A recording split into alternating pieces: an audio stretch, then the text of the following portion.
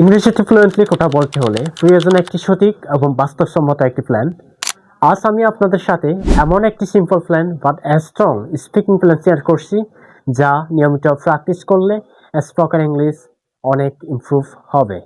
So let's get started. First of all, daily use sentences. প্রতিদিন ব্যবহৃত সাধারণ বাক্য সবসময় বলার চেষ্টা করুন, যেমন I am tired today, I am over the moon, you are a good boy, etcetera. ঠিক এভাবে আপনি প্র্যাকটিস করতে পারেন।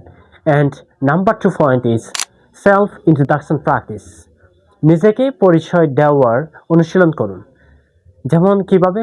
যেমন হচ্ছে, hello, my name is পিকন Chakma, I am from Rangamati. ঠিক এভাবে প্রতিদিন আপনি প্র্যাকটিস করুন, দেখবেন আপনার প্ল্যান অনুযায়ী আপনি ইমপ্রুভ করতে পারছেন।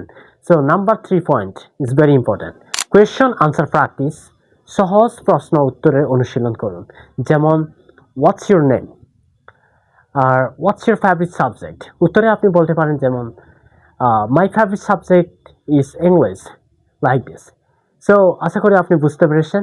সো এই 3টি ধাপ নিয়মিত অনুসরণ করলে আপনি ভয়, লজ্জা ও জড়তা ধীরে ধীরে দূর হবে এবং কথা বলার কনফিডেন্স অনেকটা তৈরি হবে।